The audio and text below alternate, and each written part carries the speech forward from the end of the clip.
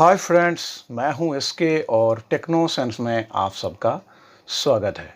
Friends, आज मैं एक बहुत ही इम्पोर्टेंट टॉपिक पे वीडियो बनाया हूं और वो है आप लोगों का क्वेश्चन आंसर पे। ये क्वेश्चन मुझे किसी ना किसी टाइम व्हाट्सएप पे हो, कॉल पे हो या कमेंट बॉक्स में हो पूछा गया है, तो मैं रिप्लाई तो उन लोगों को दे देता हूँ और मैं ये क्वेश्चन को इकट्ठा कर लिया हूँ, जिससे ये जो मैंने 25 क्वेश्चन मैं ये कलेक्शन किया हूँ, इसका अगर एक ही वीडियो में आंसर दे दूंगा तो बहुत सारे मेरे सब्सक्राइबर भाई हैं जो लोग नया काम सीख रहे हैं, एक पैकेज मान सकते हैं इस वीडियो को। तो वीडियो काफ़ी इम्पोर्टेंट है, तो इसका मैं आंसर देने वाला हूँ। और चलिए,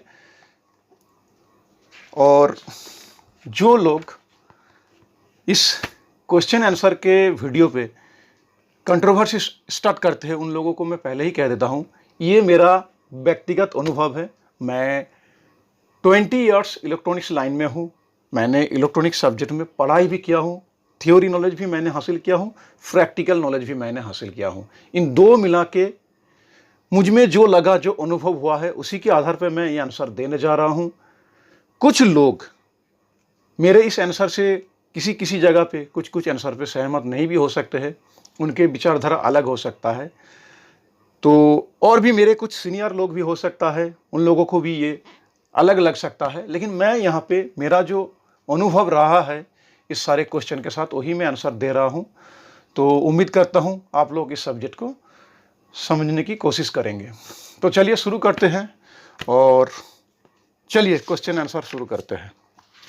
तो देखिए, मैं एक खाते में लिख लिया हूँ सभी का जो क्वेश्चन था, तो वहाँ पे मैंने जो 25 क्वेश्चन है लिख लिया, फिर मैं एक का आंसर देने वाला हूँ। तो चलिए, मैं चश्मे थोड़ा पहन लेता हूँ क्योंकि यहाँ पे छोटी छोटी जो राइटिंग है उनको पढ़ने में अच्छा लगेगा, प्रॉब्लम नहीं होगा। तो चलिए फास्ट हम स्टार्ट करते हैं। तो फ्रेंड्स देखिए, फास्ट जो क्वेश्चन का आंसर है वो है 7812, जो रेगुलेट पावर सप्लाई आईसी होता है, 3 पिन का, आप सबका पता है। तो उस पर कितने एम्पियर का सप्लाई आप उम्मीद कर सकते हैं, कितने एम्पियर तक आप उस पर लोड दे सकते हैं। फ्रेंड्स देखिए, ये 7812 आईसी पे आप इनपुट पे 18 वोल्ट तक मैक्सिमम दे सकते हैं, कोई दिक्कत नहीं है। बीच में ग्राउंड और राइट में जो आउटपुट होता है वहाँ पे आप मिनिमम 1 एम्पियर तक सप्लाई आप पा सकेंगे। 750 मिली एम्पियर बेस्ट रहेगा, 1 एम्पियर तक भी वहाँ पे आप लोड दे सकते हैं, कोई दिक्कत नहीं है। किसी बीटी सप्लाई के लिए वहाँ पे अगर रेगुलेट करना की ज़रूरत पड़े तो वो आप यूज कर सकते हैं। बीटी झंकर बोर्ड को सप्लाई देने के लिए 12 वोल्ट यूज कर सकते हैं, और जो भी 12 वोल्ट 1 एम्पियर का आता है, फैन वगैरह अगर छोटी सी लगाना चाहते हैं तो रेगुलेट करके यूज करेंगे, तो वो चीज़ खराब नहीं होगा। ये हुआ। नेक्स्ट क्वेश्चन जो है फ्रेंड्स, यहाँ पे नेक्स्ट क्वेश्चन है TDA 2030 आईसी में कितने एम्पियर का ट्रांसफार्मर पावर सप्लाई देना चाहिए। तो फ्रेंड्स देखिए, TDA 2030 जो आईसी होता है होम थिएटर का 2.1 अगर किट होता है, जहाँ पे 3 आईसी रहता है, वहाँ पे आप 12012 3 एम्पियर का सप्लाई दीजिएगा, कोई दिक्कत नहीं है। और कॉपर का ट्रांसफार्मर हमेशा आप यूज करने की कोशिश कीजिएगा। नेक्स्ट क्वेश्चन यहाँ पे LA 4440 आईसी पे कितना पावर सप्लाई दिया जा सकता है। पहले मैं पावर सप्लाई को इकट्ठा कर लिया हूँ, उनका आंसर दे देता हूँ, बाद में और भी बहुत सारे टॉपिक है। तो 4440 आईसी में आप मिनिमम फ्रेंड्स 3 एम्पियर 12 का सप्लाई दीजिएगा, यानी 3 एम्पियर 12 यानी ये सिंगल सप्लाई पे चलता है, आप इस पे 12 का सप्लाई दे सकते हैं 3 एम्पियर का। 3 एम्पियर का नीचे नहीं दे सकते हैं, हालांकि 2 एम्पियर पे भी चलेगा, लेकिन अगर बेस्ट रिजल्ट पाना चाहते हैं तो 3 एम्पियर का सप्लाई आप दीजिएगा। अब 3055 जो ट्रांजिस्टर होता है उस पर आप कितना सप्लाई दे सकते हैं फ्रेंड्स, वहाँ पे आप 18018 5 एम्पियर का सप्लाई दीजिएगा। 4 एम्पियर पे भी काम चल जाएगा, कोई दिक्कत नहीं है। अगर बेटर रिजल्ट पाना चाहते हैं तो 5 एम्पियर का सप्लाई देना पड़ेगा, वो भी कॉपर का। एल्यूमिनियम का ट्रांसफार्मर कभी भी यूज मत कीजिएगा, नॉइज़ हमिंग वगैरह आते रहते हैं, उसका लॉन्जिविटी कम होता है, हीट भी होता है। तो दूसरा जो क्वेश्चन है, TDA 7294 आईसी में कितना सप्लाई देना चाहिए। देखिए, TDA 7294 में आप 24 5 एम्पियर का सप्लाई दीजिएगा, ये सबसे बेस्ट रहेगा। और TDA 7294 IC हो, LM3886 हो, और जो भी है 4440 जो भी IC है, ये सारे IC के बारे में ऑलरेडी मैं डाटा शीट पे एक वीडियो बनाया हूँ। फुल एनालिसिस वीडियो ऑलरेडी मेरे चैनल पे है, आप थोड़ा झांक के देख लीजिएगा। ये सारे डाटा शीट के बारे में सप्लाई वोल्टेज, पिन नंबर वगैरह डिटेल्स में दिया गया है। वो सब बता के मैं इस वीडियो को लॉन्ग नहीं करना चाहता हूँ, क्योंकि हालांकि वीडियो बहुत लॉन्ग होने वाले हैं, बहुत सारे क्वेश्चन हैं। तो ये हो गया 7294। अब चलिए 2SC5200 जो एम्पलीफायर है, जो काफ़ी फेमस चल रहा है आजकल मार्केट में, तो उस पर आपको कितना सप्लाई देना है। तो फ्रेंड्स देखिए, उस पर मैं एक्चुअली 200 वाट और 400 वाट के किट के बारे में भी अभी बता रहा हूँ, क्योंकि मैं होम जो साउंड सिस्टम है, होम जो लाउड स्पीकर है, वहाँ पे ही ज़्यादातर काम करता हूँ, इसलिए घर में 200 वाट और 400 वाट ज़्यादा यूज होता है। तो देखिए 5200 और 1943 का जो पेयर आता है, ये जो 200 वाट का ट्रांजिस्टर जो एम्पलीफायर है, 4 रहता है, 2 पीस 5200 और 2 पीस 1943। तो इस पे आप फ्रेंड्स सबसे बेस्ट जो सप्लाई है इस 200 वाट किट के लिए 6 एम्पियर का, ये सप्लाई नहीं कम है नहीं ज़्यादा है, एक बैलेंस सप्लाई है 6 एम्पियर का। हालांकि कुछ लोग 35 भी यूज कर सकते हैं, वो भी दे सकते हैं, कोई दिक्कत नहीं है। 6 एम्पियर 7 एम्पियर लगाते हैं, उनमें कोई प्रॉब्लम नहीं है, 4 एम्पियर पे भी चलता है। लेकिन मैं अपने अनुभव से एक बैलेंस सप्लाई देना चाहता हूं, जो कम भी नहीं होगा, ज़्यादा भी नहीं होगा। 7 एम्पियर के ऊपर इसको ज़रूरत नहीं पड़ता है, 5 एम्पियर से इसका काम नहीं चलता है। तो 6 एम्पियर बेस्ट है, इसका पैसा की भी बचत होगा इस पर आपका, और प्रॉब्लम फ्री भी रहेगा, लॉन्ग टाइम चलता रहेगा। ज़्यादा वोल्टेज करने का मतलब है पावर तो थोड़ा ज़्यादा मिल सकता है, लेकिन आपका ट्रांजिस्टर का लाइफ धीरे धीरे कम होने लगता है। तो ये 6 एम्पियर बेस्ट है 200 वाट के लिए। और 400 वाट के लिए फ्रेंड्स जो 8 पीस ट्रांजिस्टर रहता है, यही 5200 4 पीस और 1943 4 पीस, तो उस पर आप 45045 8 एम्पियर का ट्रांसफार्मर यूज कीजिएगा, कोई दिक्कत नहीं है। कुछ लोग 10 एम्पियर भी यूज कर सकते हैं, कोई दिक्कत नहीं है। और 7 एम्पियर से ये कम हो जाएगा, 10 एम्पियर ज़्यादा हो जाएगा मेरे हिसाब से। 8 एम्पियर यूज करेंगे तो बेटर होगा। इस पे 8 एम्पियर पे कोई प्रॉब्लम नहीं होता है, कुछ लोग 10 एम्पियर भी देते हैं तो वो भी चलेगा, कोई दिक्कत नहीं है। और 40 भी आप दे सकते हैं, वहाँ पे थोड़ा पावर कम हो जाएगा फ्रेंड्स। और मैं यहाँ पे एक बात कहूँगा, अगर आप 4 ohms का स्पीकर यूज करना चाहते हैं तो 40 दीजिएगा, ठीक है। और अगर आप 8 ohms का स्पीकर यूज करना चाहते हैं तो 45 दे सकते हैं। हालांकि 4 ohms 8 ohms पे भी आप दे सकते हैं, बहुत सारे कंट्रोवर्सी स्टार्ट हो जाएगा, बोलेंगे ये आप ऐसा बोल रहे हो, 4 ohms पे ये आप 40 देने के लिए बोल रहे हो, 8 ohms पे 40 देने के लिए बोल रहे हो। ये कंट्रोवर्सी मैं नहीं चाहता हूँ। ये मैं जो आपको आंसर दे रहा हूँ एक बैलेंस आंसर है, आप दोनों ही यूज कर सकते हैं, कोई दिक्कत नहीं है। लेकिन आप अगर ये सारे झंझट में नहीं पड़ना चाहते हैं तो 45 8 एम्पियर का दे दीजिएगा, सारा खेल खत्म। इस पे 4 एम्पियर 8 एम्पियर दो ही चलेगा, कोई दिक्कत नहीं है। जो मैं यूज करते आ रहा हूँ, कोई प्रॉब्लम नहीं हो रहा है, उसी के आधार पे मैं बोल रहा हूँ, ठीक है। तो ये हो गया। और आखिर में LM3886 का पावर सप्लाई कितना देना चाहिए। देखिए फ्रेंड्स, LM3886 जो IC है वो 4 ohms पे 68 वाट का आउटपुट देता है, तो ये सभी को पता है। तो देखिए, जब पावर आप इंक्रीज करते जाएंगे, आप वहाँ पे आउटपुट ज़्यादा पाते जाएंगे, पावर कम करते जाएंगे तो आउटपुट भी कम हो जाएगा। तो आप यहाँ पे LM3886 के लिए आप 24 5 एम्पियर का सप्लाई दीजिएगा। अब चलिए जो बात करते हैं यहाँ पे EI transformer VS toroidal transformer. तो फ्रेंड्स देखिए, ये क्वेश्चन मुझे बहुत ही ज़्यादा आते हैं, तो मैं यही कहना पसंद करूँगा, आप EI और टोरॉइडल ये दो ट्रांसफार्मर से कन्फ्यूजन होने की कोई सब्जेक्ट ही नहीं है। आप अगर अपना बजट को ध्यान में रखते हुए एम्पलीफायर बनाना चाहते हैं तो EI ट्रांसफार्मर यूज कर सकते हैं, कोई दिक्कत नहीं है। अगर आप क्वालिटी थोड़ा इंक्रीज करना चाहते हैं, बजट का कोई इशू नहीं है, तो आप टोरॉइडल ट्रांसफार्मर यूज कर सकते हैं। और टोरॉइडल ट्रांसफार्मर क्या होता है, एक ही टाइम में जब आप पावर सप्लाई को स्विच करते हैं, वो एक ही टाइम में बहुत ही ज़्यादा करंट लेता है। और EI ट्रांसफार्मर पावर सप्लाई देने से कोई घर का जो लाइन है वो दब नहीं जाता है, वो धीरे धीरे करंट को लेता है। तो यही अंतर है। और यहाँ पे मैं एक एग्जांपल जरूर देना पसंद करूँगा। अगर अब मान के चले 1000 रुपया का EI ट्रांसफार्मर VS 1000 रुपया का टोरॉइडल ट्रांसफार्मर का अगर आप कंपैरिजन करेंगे तो EI ट्रांसफार्मर 1000 रुपया का वो अच्छा होगा, क्योंकि टोरॉइडल 1000 में वो उसका सेम क्वालिटी में नहीं आएगा, उसके लिए डबल प्राइस हो जाएगा। तो दो ही बेस्ट है प्राइस रेंज के मामले में। लेकिन अगर आप बजट के अंदर अगर बेस्ट क्वालिटी ट्रांसफार्मर ढूंढ रहे हैं तो आप EI भी यूज कर सकते हैं कॉपर का। तो चलिए नेक्स्ट क्वेश्चन पे चलते हैं। एम्पलीफायर में फिल्टर कैपेसिटर वैल्यू कैसे सिलेक्शन करना है। देखिए फ्रेंड्स, अगर आपके पास सिंगल सप्लाई पे चल रहा है, मान लीजिए मैं 4440 को ही एग्जांपल देता हूँ, ये सबसे ज़्यादा फेमस है, चलता है।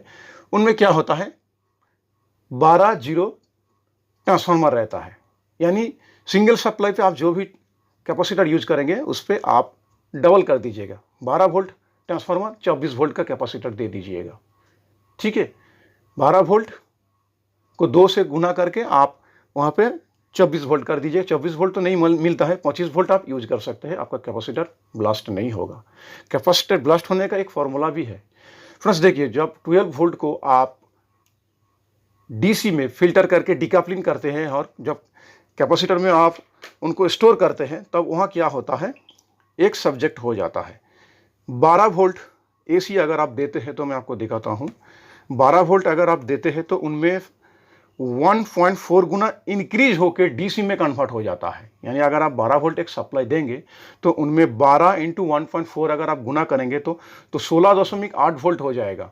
16.8 वोल्ट यानी 17 वोल्ट ही आप मान के चलिए, 17 वोल्ट DC में हो जाएगा। तो उनमें अगर आप 16 वोल्ट का कैपेसिटर देंगे तो वो ब्लास्ट हो जाएगा। 25 वोल्ट देंगे तो वो कैपेसिटर ब्लास्ट नहीं होगा। कभी कभी क्या होता है फ्रेंड्स, ट्रांसफार्मर से भी 12 वोल्ट के वजह से 14 वोल्ट भी निकल जाता है। 14 वोल्ट के ट्रांसफार्मर मान के ही आपको चलना पड़ेगा। तो 14 × 1.4 यानी 19.6 वोल्ट होगा DC में, इसलिए 25 वोल्ट कैपेसिटर यूज करेंगे तो बेटर होगा। हालांकि आप 35 वोल्टेज का कैपेसिटर यूज कर देंगे तो और भी बेटर हो जाएगा, आपका कोई भी प्रॉब्लम नहीं रहेगा। तो फ्रेंड्स, अब चलिए बात करते हैं डुअल जो पावर सप्लाई होता है उनमें कैसे सप्लाई दिया जाए।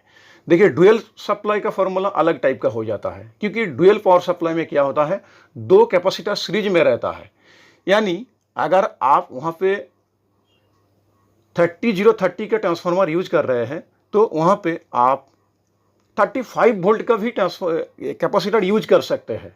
एग्जाम्पल के लिए मैं बोल रहा हूँ, क्योंकि वो जो कैपेसिटर है फ्रेंड्स, वो तो सीरीज में कनेक्शन है। सीरीज से कनेक्शन होकर क्या हो रहा है, उसका वैल्यू 35 × 2 यानी 70 वोल्ट हो रहा है। उस कैपेसिटर का वोल्टेज स्टोर करने का जो पावर है, और यहाँ पे ट्रांसफार्मर आपने दे दिया है 30 वोल्ट। यहाँ पे क्या होगा, 30 वोल्ट को अगर आप गुना करेंगे 1.4 से, तो देखिए 30 × 1.4 वोल्ट अगर देंगे, अगर 42 वोल्ट हो जाएगा। यानी 42 वोल्ट स्टोर रहेगा आपका कैपेसिटर में। और वहाँ पे आपका कितना हो गया, 35, 2 कैपेसिटर लगा दिया वहाँ पे, तो वहाँ पे 70 वोल्ट हो गया। ये मैं पैसे की बचत के लिए आपको ये फॉर्मूला दे रहा हूँ, लेकिन आप हमेशा कोशिश कीजिएगा डबल कर दीजिएगा। यानी 250 का लगा देंगे तो वहाँ पे 100 वोल्ट कैपेसिटी बन जाएगा सीरीज में। तो कैपेसिटर कभी भी ज़िंदगी में ब्लास्ट नहीं होगा। और कैपेसिटर का वैल्यू वोल्टेज में क्यों ज़्यादा देने के लिए बात कर रहा हूँ, इसके पीछे भी एक रीज़न है। मार्केट में जो भी कैपेसिटर मिल रहा है फ्रेंड, अगर उनमें 35 वोल्ट लिखा होगा तो वो हो सकता है उनमें 35 वोल्ट कैपेबिलिटी नहीं है, क्योंकि बहुत सारे डुप्लीकेट सामान मार्केट में निकल चुका है। हम लोगों को भी पता नहीं वो कब कहाँ ब्लास्ट हो जाए, पता नहीं। इसलिए वोल्टेज के मामले में आप थोड़ा ज़्यादा ही कैपेबिलिटी वोल्टेज का कैपेसिटर यूज कीजिएगा तो कोई दिक्कत नहीं है। तो 3030 अगर आप ट्रांसफार्मर यूज कर रहे हैं तो उनमें आप मिनिमम 50 वोल्ट का कैपेसिटर यूज कीजिएगा। अब चलिए 200 वाट एम्पलीफायर पे कितना कैपेसिटर यूज करना है। 200 वाट एम्पलीफायर अगर आप बना रहे हैं 3030 पे, तो उनमें आप मिनिमम 2 पीस 10,000 माइक्रोफैराड 50 वोल्ट का कैपेसिटर यूज कीजिएगा मेन फिल्टर में। इससे ज़्यादा भी कर सकते हैं, कोई दिक्कत नहीं है, इससे कम नहीं होगा। और अगर 400 वाट एम्पलीफायर आप बना रहे हैं तो उनमें आप 4 पीस 10,000 माइक्रोफैराड का कैपेसिटर यूज कीजिएगा, 50 वोल्ट का हो या 75 वोल्ट का हो। वोल्टेज आप ज़्यादा कर सकते हैं, कोई दिक्कत नहीं है। और मेन फिल्टर का कैपेसिटर के मामले में मैं आप सबको एक बात यही कहना पसंद करूँगा, मेन फिल्टर कैपेसिटर एक लौता कैपेसिटर है जहाँ के जो वैल्यू है वो आप इंक्रीज कर सकते हैं, कोई दिक्कत नहीं है। अगर किसी एम्पलीफायर पे 4700 माइक्रोफैराड एक फिल्टर कैपेसिटर है तो उनमें आप 2 भी लगा सकते हैं, 10,000 माइक्रोफैराड भी लगा सकते हैं, कोई दिक्कत नहीं है। कैपेसिटर का जो वैल्यू है मेन फिल्टर कैपेसिटर सिर्फ, बाकी नहीं है। बाकी जो छोटे छोटे कैपेसिटर रहता है उनको एक बैलेंस करके वहाँ पे दिया जाता है, उनका वैल्यू आप चेंज नहीं कर सकते हैं। उनका वोल्टेज चेंज कर सकते हैं थोड़ा, अगर मान लीजिए 16 वोल्ट है तो उनमें आप 25 वोल्ट लगा सकते हैं, कोई दिक्कत नहीं है। लेकिन अगर 4.7 माइक्रोफैराड कहाँ कोई छोटा कैपेसिटर है तो उनमें आप 10 माइक्रोफैराड नहीं लगा सकते हैं। ये बात हमेशा आप याद रखिएगा, ठीक है, क्योंकि उसको जो वैल्यू दिया गया है वो सर्किट के डिजाइन के हिसाब से दिया गया है, तो उसको कभी भी चेंज मत कीजिएगा। तो चलिए नेक्स्ट क्वेश्चन पे आता है। एम्पलीफायर का मेन फिल्टर कैपेसिटर हो गया। रेजिस्टेंस को वाट के बारे में भी बहुत सारे लोगों ने क्वेश्चन किया है। उन्होंने कहा है कि किसी जगह पे अगर कोई छोटी सी रेजिस्टेंस है तो उसको मान लीजिए कहाँ पे 1 वाट है, तो 1 वाट को वो नहीं मिल रहा है मार्केट में, अगर वो 2 वाट मिल रहा है तो 2 वाट लगा सकते हैं।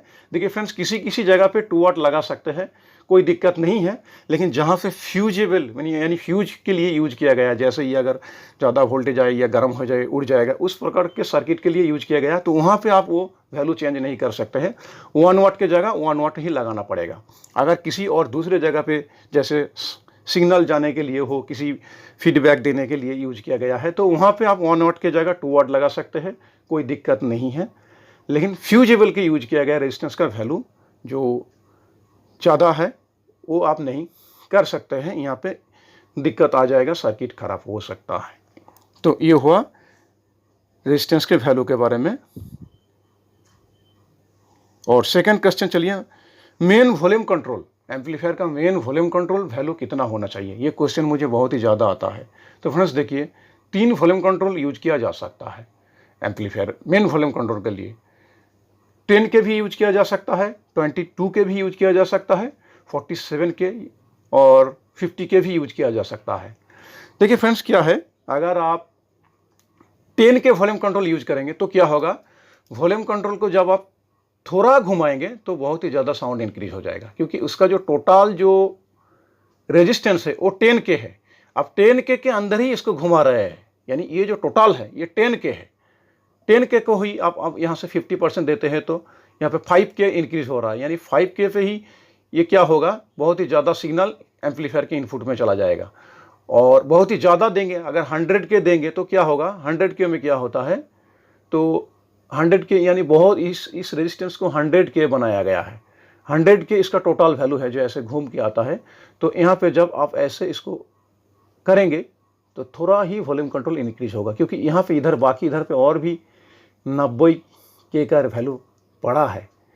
यानी आप एक बैलेंस चाहते हैं, यानी ज़्यादा थोड़ा ही इंक्रीज कर देने से हद से ज़्यादा भी ना इंक्रीज हो जाए और ज़्यादा करने से भी बहुत ही कम ना इंक्रीज हो जाए। इसलिए बैलेंस जो मेन वॉल्यूम कंट्रोल है आप 22 के या 47 के यूज कर सकते हैं। मैं 47 के ज़्यादातर यूज करता हूँ, आजकल मार्केट में 47 के कम आ रहा है, तो आप 50 के यूज कीजिएगा, कोई दिक्कत नहीं है। तो ये हो गया मेन वॉल्यूम कंट्रोल का टॉपिक। अच्छा, best amplifier for home use. देखिए ये बहुत ही अच्छा क्वेश्चन है, घर के लिए कौन सा एम्पलीफायर यूज करें। देखिए फ्रेंड्स, घर के लिए मेरे हिसाब से मैं मानता हूँ आप 100 वाट एम्पलीफायर यूज कर सकते हैं 10-12 रूम के लिए, 200 वाट भी यूज कर सकते हैं। और जो लोग हद से ज़्यादा पावर चाहते हैं, बेस वगैरह बहुत ही हाई क्वालिटी का साउंड चाहते हैं, जो थोड़ा जोर से बजाए 10 इंच स्पीकर बजाने के लिए, तो आप 400 वाट तक मैक्सिमम एक रूम के अंदर यूज कर सकते हैं, मैक्सिमम। मेरा फेवरेट मैं रिकमेंड यही करूँगा, एक घर के रूम के लिए 10-12 रूम के लिए या 12x14 रूम के लिए 200 वाट इनाफ है। याद कीजिए वो कैसेट प्लेयर का दिन जहाँ पे एक 4440 आईसी जो सिर्फ 40 वाट का था, 19 वाट प्लस 19 वाट, उस पर ही इतना ज़्यादा अच्छे बजते थे उस टाइम, और आईसी ओरिजिनल थे। तो उससे और क्या ज़रूरत है, 8 इंच ड्राइवर यूज कीजिए घर में, ठीक है, और हो सके तो आप 10 इंची भी यूज कर सकते हैं। ड्राइवर में बहुत पावर होता है।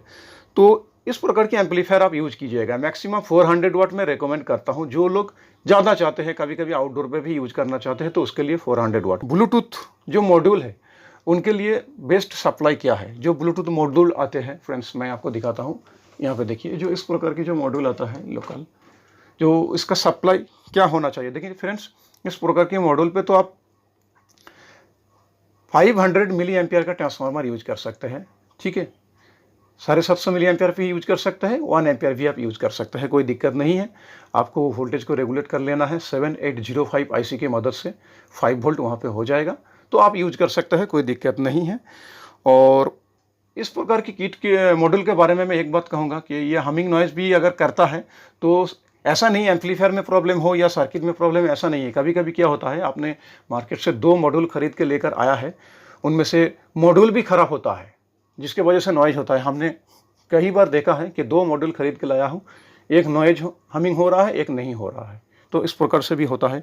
और एम्पलीफायर का ग्राउंड वगैरह, चेसिस से ग्राउंड करना सही तरीके से, ये भी बहुत सारे कारण रहता है, उनको भी देख लेना चाहिए।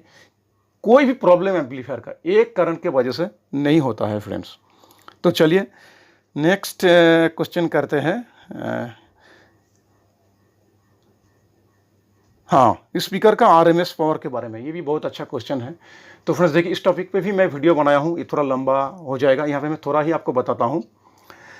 देखिए, स्पीकर जो मार्केट में आ रहा है वो ज़्यादातर एईएस पावर पे आ रहा है, और जो आरएमएस पे होगा वो कंपनी मेंशन करता है आरएमएस में। अगर एईएस पे मेंशन हुआ तो आपको एईएस पावर को आरएमएस में निकालने के लिए आपको एक काम करना होगा। अगर आप मान लीजिए एक 120 वाट का आप स्पीकर मार्केट से खरीद कर लाए हैं, वहाँ पे 120 वाट लिखा हुआ है, तो आपको अगर उनमें से आरएमएस निकालना है तो आपको क्या करना होगा 120 डिवाइड 1.2, यानी 1.2 से उसको डिवाइड करना पड़ेगा। 1.2 से आप उसको डिवाइड करेंगे तो 100 निकल के आएगा। यानी एक 120 वाट एईएस पावर स्पीकर का आरएमएस पावर होता है 100 वाट, और एक 100 वाट आरएमएस पावर वाला स्पीकर का एईएस पावर होता है 100 इंटू 1.2 इजिकल टू 120 वाट, तो 120 वाट उसका एईएस पावर होगा। और आरएमएस पावर को मान के ही आप एम्पलीफायर पे लोड दीजिएगा, क्योंकि आरएमएस पावर ही होता है स्पीकर का असली पावर, जो कंटिन्यू वो चलता रहेगा, स्पीकर पे कोई भी डैमेज नहीं आएगा। तो इसको भी ध्यान रखना बहुत ज़रूरी है। हाँ, ये भी बहुत एक क्वेश्चन है नेक्स्ट में, स्पीकर बॉक्स में पैरेलल या सीरीज कनेक्शन होता है।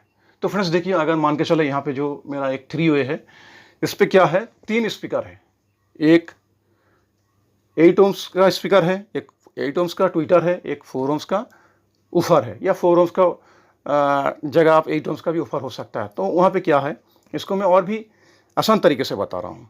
अगर मान लीजिए आपके बॉक्स में एक 8 ohms का स्पीकर ऊफर है और एक 8 ohms का ट्विटर है, स्पीकर बॉक्स के अंदर वो नहीं पैरेलल कनेक्शन होता है, नहीं सीरीज कनेक्शन होता है, अगर उनमें आप कोई भी कैपेसिटर या क्रॉसओवर नेटवर्क यूज करते हैं।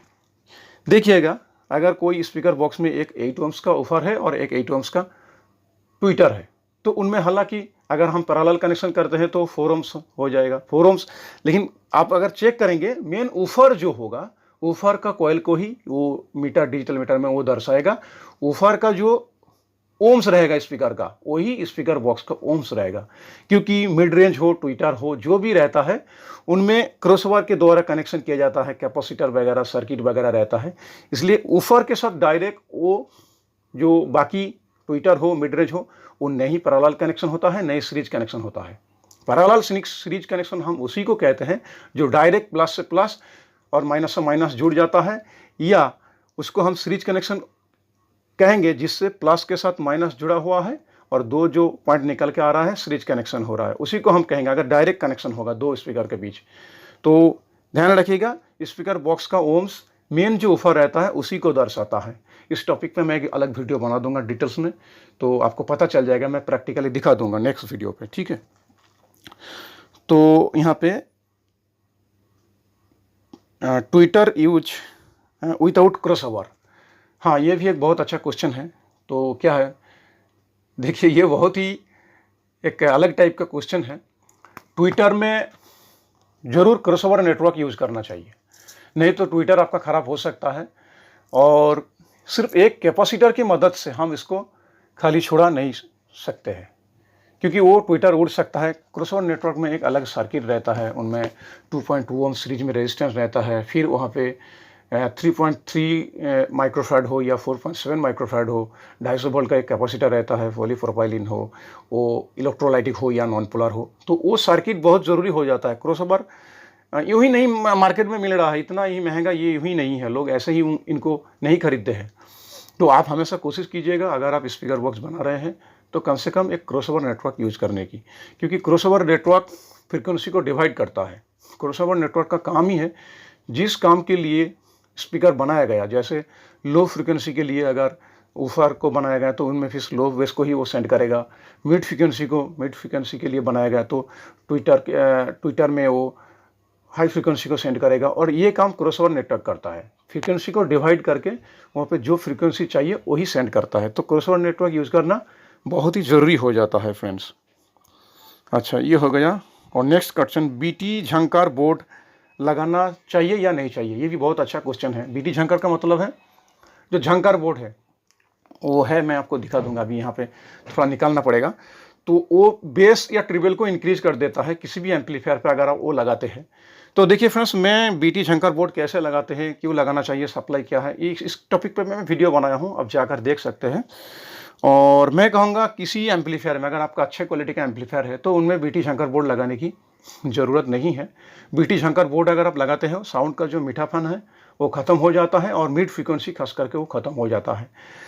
तो क्वेश्चन ये आता है, क्या बीटी झंकार बोर्ड नहीं लगाना चाहिए? जी बिल्कुल, बीटी झंकार बोर्ड लगा सकते हैं। जो छोटा छोटा एम्पलीफायर आता है जैसे 6283 या 4440 पे भी आप लगा सकते हैं, 3055 पे भी लगा सकते हैं। लेकिन उसके ऊपर हाई रेंज का जो एम्पलीफायर है जो ऑलरेडी अच्छा है, 5200 हो, 7294 हो, LM3886 हो, उस प्रकार की एम्पलीफायर जो 100 वाट के ऊपर चला जाता है, उस प्रकार की एम्पलीफायर पे बीटी झंकार बोर्ड नहीं लगाइएगा। तो बीटी झंकार बोर्ड लगाने के लिए आपको एक काम जरूर करना है, वो है एक 7812 रेगुलेटर आईसी लीजिएगा, उस पर एक 12 वोल्ट का सप्लाई लीजिएगा, फिर फिल्टर करके उस बीटी झंकार पे सप्लाई दीजिएगा, नहीं तो साउंड डिस्टॉर्शन होगा। क्योंकि ट्रांजिस्टर जो होता है BC 548 या 740 जो भी ट्रांजिस्टर रहता है, उसका जो बायसिंग वोल्टेज है वो ज़्यादा हो जाएगा, जो वोल्टेज चाहिए था उस ट्रांजिस्टर को उससे ज़्यादा वोल्टेज हो जाएगा। क्योंकि आप डायरेक्ट देते हैं एम्पलीफायर से, तो वहाँ पे 16 वोल्ट 17 वोल्ट बीटी झंकार में जाएगा। तो देखिए 12 वोल्ट चलने के लिए जो चीज़ है उस पर 17 वोल्ट जाएगा, तो ट्रांजिस्टर का बायसिंग वोल्टेज चेंज हो जाएगा और वो साउंड को डिस्टॉर्शन करेगा, उल्टा वो डिस्टॉर्शन करेगा। इसलिए बीटी झंकार अगर लगाना है तो उनको आप फिल्टर कर लीजिएगा 7812 IC से 12 वोल्ट का। तो चलिए नेक्स्ट क्वेश्चन। हाँ, एम्पलीफायर का सही लोड क्या है? ये भी बहुत एक अच्छा क्वेश्चन है। फ्रेंड्स देखिए, एम्पलीफायर का सही लोड मैं मानता हूँ आप 20% ज़्यादा दीजिएगा। अगर 100 वाट, एक चैनल को मैं पकड़ता हूँ, 100 वाट का अगर आपका एम्पलीफायर है तो आप उनमें 120 वाट मैक्सिमम, यानी 100 वाट एम्पलीफायर पे 120 वाट लोड मैक्सिमम दे सकते हैं, उससे ज़्यादा बिल्कुल नहीं है, क्योंकि वो लोड किसी काम का नहीं है। 120 वाट लोड 100 वाट एम्पलीफायर देने के लिए मेरा दो कारण है। एक तो अगर मार्केट में जो भी स्पीकर है अगर वो AES पावर पे होगा तो RMS पे वो 100 वाट हो जाएगा। जो आपका एम्पलीफायर 100 वाट है तो 100 वाट स्पीकर तो बहुत ही अच्छे तरीके से मैच हो जाएगा।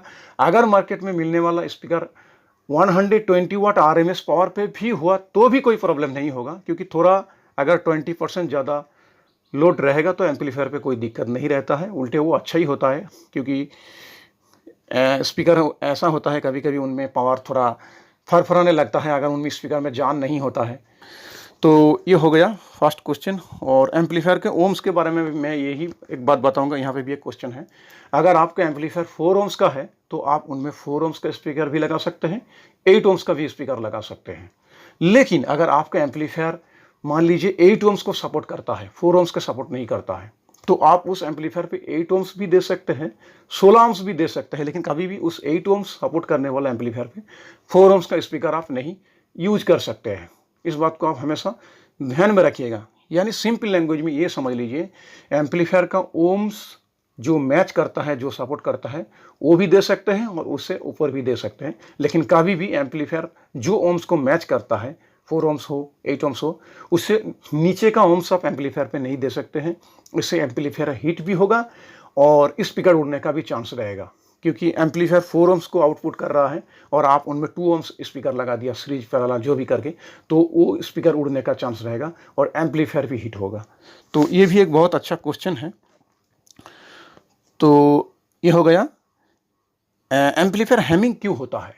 तो फ्रेंड्स देखिए, एम्पलीफायर हमिंग होने का बहुत सारा रीज़न है। मैं आपको यही कह रहा था कि एक किसी वजह से एम्पलीफायर हमिंग नहीं होता है। ट्रांसफार्मर अगर एल्यूमिनियम का लो क्वालिटी का लगा दिया तो वो एम्पलीफायर हैमिंग होता है। एम्पलीफायर का ब्लूटूथ मॉड्यूल में अगर कुछ प्रॉब्लम हुआ, लो क्वालिटी का होगा तो वो हैमिंग होता है। प्रॉपर तरीके से एम्पलीफायर को चेसिस के साथ ग्राउंड नहीं किया है तो वो हमिंग होता है। और अगर वायर को वायरिंग करने के टाइम इधर उधर उलझा के वायर को लेकर जाएंगे, एक सील्ड वायर के माध्यम से अगर अच्छे तरीके से आप उसको वायरिंग नहीं करेंगे तो वो हमिंग जरूर करेगा फ्रेंड्स। तो और भी बहुत सारे रीज़न हैं, मैं इस टॉपिक पे और भी वीडियो बनाऊंगा। ऑलरेडी वीडियो है, आप चाहे तो जाकर देख भी सकते हैं। तो ये हो गया एम्पलीफायर क्यों हमिंग होता है। अच्छा, ये एक बहुत क्वेश्चन आ रहा है, maximum size of speaker box का वायर। तो देखिए, मैं यही कहूँगा, अगर आप घर के अंदर कोई होम लाउड स्पीकर, मैं यहाँ पे जो भी कह रहा हूँ होम लाउड स्पीकर के बारे में कह रहा हूँ, होम एम्पलीफायर के बारे में कह रहा हूँ। नेक्स्ट किसी वीडियो पे मैं आउटडोर एम्पलीफायर के लिए अलग वीडियो बनाऊंगा। तो अगर आप एक होम के अंदर एम्पलीफायर यूज कर रहे हैं या डाइनिंग टेबल में हो या हॉल में यूज कर रहे हो, तो एक एम्पलीफायर का स्पीकर का वायर मेरे हिसाब से 12 फुट से ज़्यादा नहीं होना चाहिए। 12 फुट यानी 12 फुट रखिएगा एक एक बॉक्स का। और अगर आप मान लीजिए 2 बॉक्स यूज कर रहे हैं तो 2 बॉक्स का ही जो वायर है वो 12 फीट होना चाहिए। चाहे एक बॉक्स आपके एम्पलीफायर के करीब ही क्यों ना हो और एक बॉक्स एम्पलीफायर के दूसरे 12 फुट के दूर है, यानी वायर आपको सेम रखना है। नहीं तो क्या होगा, स्पीकर का जो वायर है उसका भी एक रेजिस्टेंस है, तो क्या 2 बॉक्स का अलग अलग ओम्स हो जाएगा, डिस्टेंस के वजह से रेजिस्टेंस बढ़ जाएगा, तो उनमें से एक बॉक्स में आउटपुट कम हो सकता है। हालांकि आपके कानों में सुन के पता नहीं चलेगा, लगेगा चलो ऐसा तो ठीक ही है, लेकिन उनमें थोड़ा इफेक्ट पड़ेगा अगर टेक्निकली मैं कहूँ तो 2 बॉक्स का वायर सेम रखिएगा। ये भी एक बहुत अच्छा क्वेश्चन है। और एम्पलीफायर रिलेटेड और भी एक क्वेश्चन है, 2 बॉक्स को आपस के बीच में कितना दूरी में रखना है। देखिए फ्रेंड्स, 2 बॉक्स को मिनिमम 8 फीट दूरी में रखना है। एक बॉक्स से एक बॉक्स का जो डिस्टेंस है मिनिमम 8 फीट दूरी में रखना है, ठीक है। तब जाके वो प्रॉपर जो साउंड का इफेक्ट है वो आपको पता चलेगा। हालांकि मैं यहाँ पे इतना करीब रखा हूँ, मेरा जगह का यहाँ पे प्लेस का प्रॉब्लम है, इतना सारा सामान है यहाँ पे ऐसे में रखा हूँ। जब मेरा वो नया घर बनेगा, मेरा नया घर भी बन रहा है, वो टाइम लगेगा थोड़ा, तो मैं एक स्टूडियो की तरह करूँगा, तो साउंड इफेक्ट के बारे में और भी मैं डिटेल्स आप लोगों को दिखा पाऊँगा, साउंड टेस्ट भी मैं कर पाऊँगा। मेरे चैनल पे जितने भी साउंड टेस्ट हुआ है वो सही तरीके से नहीं हुआ है। और एक बात इस क्वेश्चन रिलेटेड, आपको बैठना कहाँ है। देखिए, आपको जहाँ बैठना है, आपका ये जो कान है, ये कान के बराबर आपका जो स्पीकर है जहाँ बैठेंगे वहाँ सेम टू सेम होना चाहिए। ऐसा नहीं ऊपर आप स्पीकर लगा दिया सीलिंग में, नीचे लगा दिया आप कहीं पे बैठ गए हैं, ऐसा नहीं होगा। ऊपर लगाएंगे तो इफेक्ट मज़ा नहीं आएगा। कान के लेवल में होना चाहिए। और आप जहाँ बैठे हैं, तो मैं दिखा रहा हूँ, अगर मान लीजिए मैं यहाँ बैठा हूँ और यहाँ पे 2 स्पीकर है, स्पीकर को दूर में, अगर आप दूर से बैठे हैं तो इस प्रकार से नहीं रखना है, आपकी ओर ऐसे घुमा देना है, जैसे ऐसे एंगल करके आपके ऊपर ये स्पीकर आके आपके कानों में सीधा स्पीकर बॉक्स का जो मिडिल पॉइंट है वो आके बिल्कुल आपके आप बैठने की जगह से ऐसे करेंगे तो आपको बहुत ही अच्छा साउंड इफेक्ट मिल जाएगा। ऐसा नहीं जहाँ पे लगा दिया चलो तो हो गया। हाँ, और भी क्रॉसओवर के बारे में एक बहुत अच्छा क्वेश्चन है। तो क्रॉसओवर 4 ohms और 8 ohms स्पीकर के लिए क्या इफेक्ट करता है। देखिए फ्रेंड्स, अगर इस सब्जेक्ट को टेक्निकली परफेक्टली अगर आप करना चाहते हैं तो क्रॉसओवर, अगर आप 4 ohms के स्पीकर यूज कर रहे हैं तो 4 ohms के स्पीकर के हिसाब से ही क्रॉसओवर को डिजाइन करना चाहिए। अगर आप 8 ohms के स्पीकर डिजाइन कर रहे हैं तो 8 ohms के स्पीकर के हिसाब से ही आपको क्रॉसओवर को यूज करना चाहिए। हालांकि बहुत सारे क्रॉसओवर नेटवर्क आता है जो 4 ohms 8 ohms को मैच करता है, वो एक बैलेंस करके बनाया जाता है। लेकिन अगर प्रॉपर परफेक्टली 100% एक्यूरेट टेक्निकली अगर आप इस सब्जेक्ट को करना चाहते हैं तो स्पीकर के हिसाब से क्रॉसओवर नेटवर्क बनाया जाता है। पहले आपको स्पीकर सिलेक्शन करना है, 8 ohms यूज करना है और 4 ohms यूज करना है, फिर आपको उस 8 ohms के स्पीकर के हिसाब से आपको क्रॉसओवर नेटवर्क यूज करना पड़ेगा। तो ये हो गया। और नेक्स्ट क्वेश्चन, तो हाँ, क्रॉसओवर के बिना स्पीकर बॉक्स ये तो मैंने क्वेश्चन बता दिया, बिल्कुल नहीं, क्रॉसओवर नेटवर्क के बिना आप स्पीकर बॉक्स नहीं बना सकते हैं। क्रॉसओवर बहुत ही मायने रखता है, बहुत ही मैटर करता है फ्रीक्वेंसी को कंट्रोल करने के लिए। तो फ्रेंड्स, जो आखिरी क्वेश्चन है वो है, एम्पलीफायर चलते चलते बंद हो रहा है या कुछ टाइम चलने के बाद ठीक हो रहा है? ये अजीबोगरीब एक प्रॉब्लम है, ये आपको किसी किताब में नहीं मिलेगा, हम लोगों को व्यक्तिगत अनुभव से मिला है। तो इसका आंसर ये है कि देखिएगा, अगर कोई भी जो इलेक्ट्रॉनिक सामान हो, चाहे एम्पलीफायर हो, टीवी, सीडी, जो भी हो, चलते चलते अगर प्रॉब्लम हो रहा है तो आप मान लीजिएगा उनमें ट्रांजिस्टर या आईसी का प्रॉब्लम है, जो कुछ टाइम चलने के बाद, हीट होने के बाद प्रॉब्लम क्रिएट कर रहा है, इसलिए वो बंद हो रहा है। अगर कोई सामान इलेक्ट्रॉनिक चलते चलते ठीक हो रहा है तो आप समझ लीजिएगा उनमें कैपेसिटर का फॉल्ट है, क्योंकि कैपेसिटर जो होता है वोल्टेज स्टोर करता है, और वो कैपेसिटर में ऐसा कुछ प्रॉब्लम आया है जिसके वजह से वो सही तरीके से वोल्टेज हो या माइक्रोफैराड का जो वैल्यू है, वो जो काम है वो नहीं कर पा रहे हैं, और वो धीरे धीरे चलते चलते स्टोर हो रहा है, वोल्टेज जमा हो रहा है, फिर वो प्रॉब्लम सॉल्व हो रहा है। यानी चलते चलते अगर बंद हो जाए तो ट्रांजिस्टर आईसी का प्रॉब्लम है, अगर चलते चलते ठीक हो जाए तो कैपेसिटर का प्रॉब्लम है, वो भी इलेक्ट्रोलाइटिक कैपेसिटर का फॉल्ट है। तो ये था कुछ क्वेश्चन। उम्मीद करता हूँ आप सबको बहुत सारे क्वेश्चन का आंसर मिल गया होगा, और अगर आपका और भी कुछ डाउट है और आपका क्या राय है, आप किस प्रकार से काम कर रहे हैं, अपना वैल्यूएबल राय कमेंट बॉक्स में दीजिएगा। और मैं ये क्वेश्चन आंसर का वीडियो फर्स्ट टाइम लेकर आया हूँ।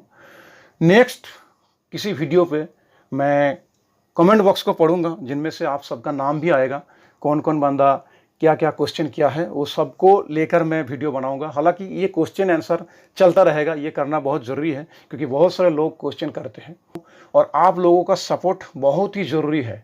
आप लोगों से अगर सपोर्ट नहीं मिलेगा, मोटिवेट नहीं मिलेगा, तो मैं वीडियो कैसे बनाऊँगा। हालांकि लैंग्वेज में मेरा थोड़ा प्रॉब्लम है, आपने देखा होगा, क्योंकि मेरा जो ओरिजिनल लैंग्वेज है वो एक्चुअली बंगाली है, मैं वेस्ट बंगाल से हूँ, हिंदी नहीं है।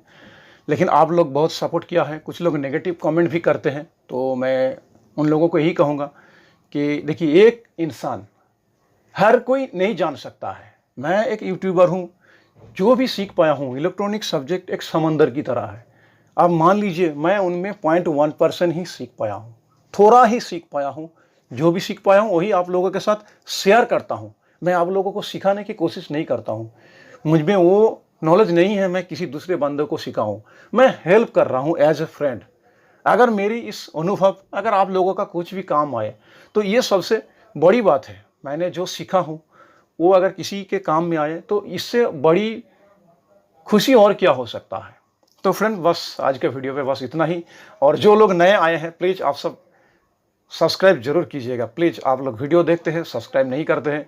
एक वीडियो बनाने में बहुत मेहनत लगता है, बहुत कष्ट से वीडियो बनाता हूं, तो प्लीज़ सपोर्ट कीजिएगा, चैनल को सब्सक्राइब कीजिएगा, और इस वीडियो को अपने फ्रेंड्स को व्हाट्सएप ग्रुप पे शेयर कीजिएगा। काफ़ी नॉलेज भरा पड़ा है, जिससे बहुत सारे लोगों को मदद मिल जाएगा। तो फ्रेंड्स, उम्मीद करता हूँ ये वीडियो आप सबको ज़रूर पसंद आया होगा। वीडियो पसंद आया तो प्लीज़ मेरा इस चैनल को ज़रूर सब्सक्राइब और इस वीडियो को लाइक शेयर जरूर कीजिएगा। तो फ्रेंड्स, बहुत जल्द मिलते हैं नेक्स्ट किसी ऐसे ही टेक्नोलॉजी रिलेटेड अपडेट वीडियो पे। तब तक आप सब सुरक्षित रहे, खुश रहे। जय हिंद।